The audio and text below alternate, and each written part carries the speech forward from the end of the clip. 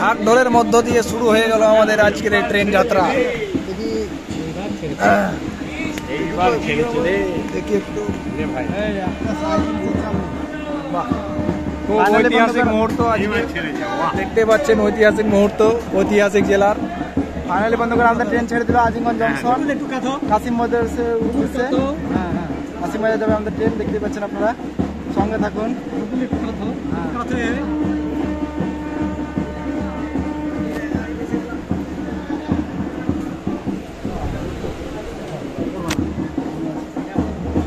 Train উদ্বোধন হলো আজিমগঞ্জ থেকে মুর্শিদাবাদ কাশিম বাজার পর্যন্ত আজকে যাবে। আজকের তারিখ হচ্ছে 2/10/90।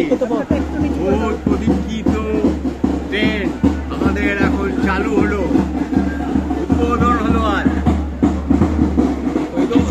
দাদা একটু নিচে করেন, আপনার